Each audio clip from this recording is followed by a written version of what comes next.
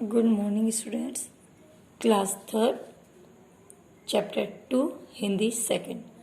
आज हम पार्ट 2 के विषय में पढ़ेंगे वर्ण और वर्णमाला।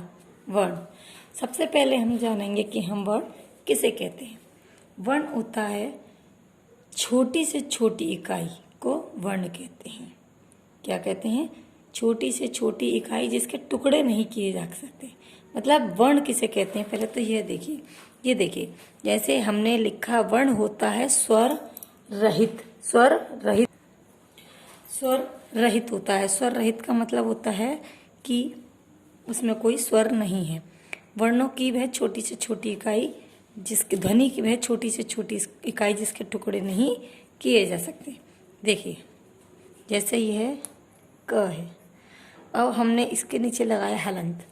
अब हम इसके नीचे जब हमने हलंत लगा दिया तो यह अभी आधा है। यह स्वर रहित है क्योंकि इसमें कोई स्वर नहीं है, इसलिए वर्ण है। हम इसके टुकड़े भी नहीं कर सकते। क हम इसको बोलेंगे क, खाली हम झटके से बोलेंगे क। और अगर हमने इसके प्लस करके अ लगा दिया, ये बन गया हमारा पूरा क। अब इसमें एक ध्वनि निकल के आती है क प्लस अ, इस तरह से। ठीक है। भाषा की वह छोटी से छोटी इकाई जिसके टुकड़े नहीं किए जा सकते, क्या कहते हैं? हम उसे वर्ण कहते हैं। वर्ण भाषा की सबसे छोटी इकाई है।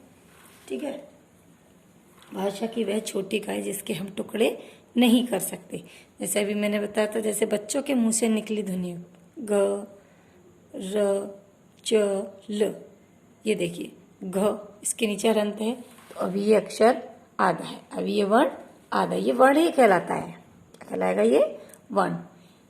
और जब ये होता है स्वर रहित, और जब हम इसमें अ मिला देते हैं घ, ये हो जाएगा घ, तो यह हो जाएगा स्वर सहित। इन ध्वनियों को वर्ण कहते हैं। वर्ण भाषा की सबसे छोटी इकाई है। अभी मैंने बताया था भाषा की वह छोटी से छोटी इकाई जिसके टुकड़े नहीं किए जा सकते, वे क्या कहलाती है? वर्ण कहलाती है। निश्चित क्रम में लिखे वर्णों के समूह को वर्णमाला कहते हैं। वर्णमाला क्या कहते हैं? किसे कहते हैं? निश्चित क्रम में लिखे वर्णों के समूह को वर्णमाला कहते हैं। निश्चित क्रम में मतलब अ से लेके ज्ञ तक। अगर हम अ से ज्ञ तक अलग अलग लिख देंगे, इधर उधर लिख देंगे, तो वह वर्णमाला हमारी पूर्ण रूप से संपूर्ण नहीं मानी जाएगी। तो इसलिए निश्चित क्रम में लिखे वर्णों के समूह को वर्णमाला कहते हैं। ठीक है। या वर्णों के समूह को वर्णमाला कहते हैं। ऐसे भी लिख सकते हैं हम इसकी, वर्णों के समूह को वर्णमाला कहते हैं। निश्चित क्रम में लिखे वर्णों के समूह को वर्णमाला कहते हैं। वर्णमाला में दो प्रकार के वर्ण होते हैं, स्वर और व्यंजन। एक होता है स्वर, एक होता है व्यंजन। आप ये ध्यान रखेंगे कि स्वर बेटा हमारे स्वर 11 होते हैं, अ से लेके ओ तक। आ ई उ ऋषि, ए ऐ ओ, ये होते हैं हमारे स्वर। अब ये तो हो गए आपके स्वर। ठीक है। अब ये होते हैं अंग और अ, अनुस्वार और अनुनासिक। ये होते हैं आपके अयोग्य व स्वर।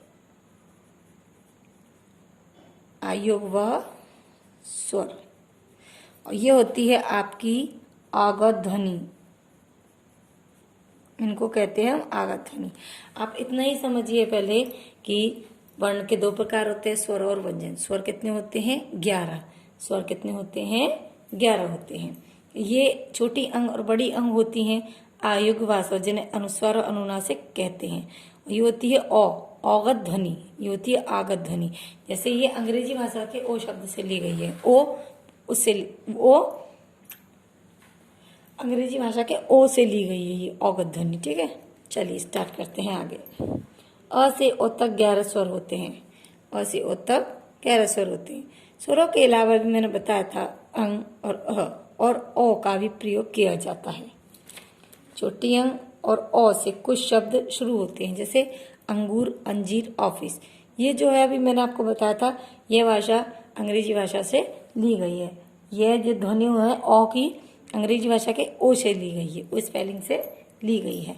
जैसे ऑफिस, कॉपी हम बोलते हैं अंग और औ का प्रयोग मात्रा रूप में भी होता है, मात्रा रूप में भी होता है, जैसे कंघी, कंगन, कॉलेज, कॉफी। अतः किसी शब्द के शुरू में नहीं आता।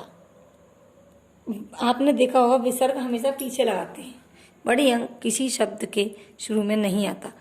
अंग का प्रयोग, बड़ी अंग का प्रयोग मात्रा रूप में ही होता है, जैसे अतः, प्रातः, नमः।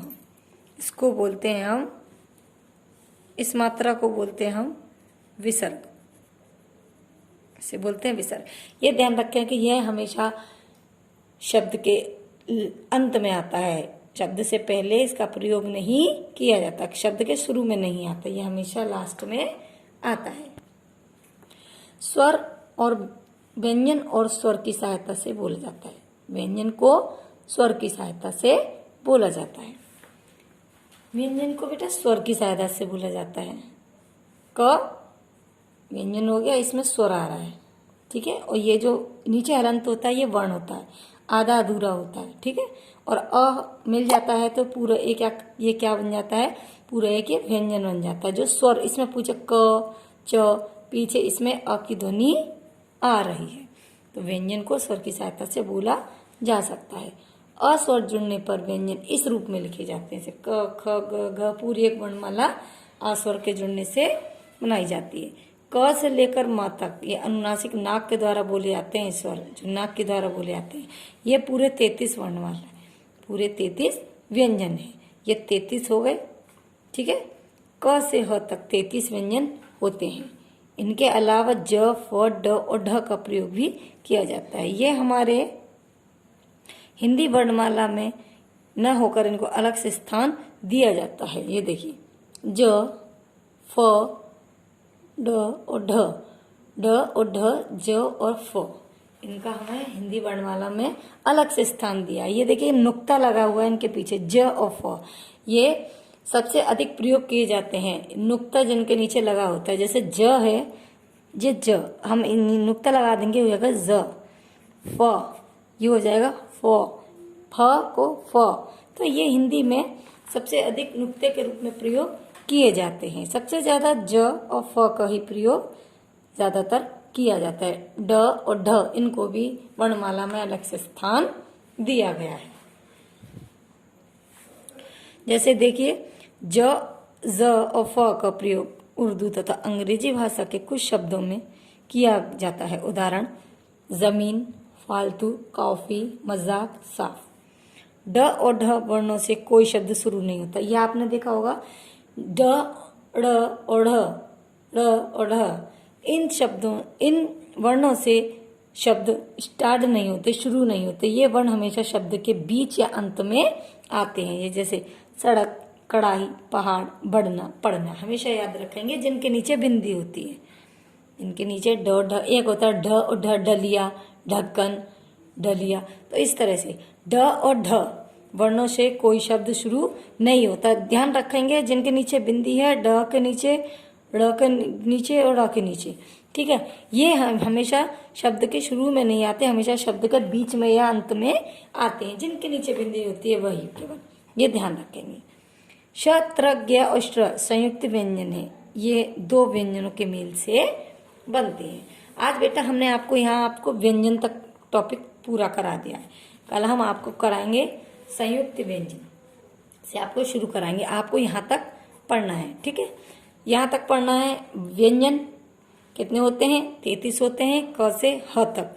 और ये ड और ढ का ध्यान रखेंगे। ये शब्द वर्ण के, ये जो वर्ण होते हैं शब्द के शुरू में नहीं आते, हमेशा बीच में या अंत में आते हैं, ठीक है बेटा। जैसे पहाड़, कढ़ाई, सड़क, बढ़ना और पढ़ना। ये देखिए, अब व्यंजन को स्वर की सहायता से बोला जा सकता है, ठीक है।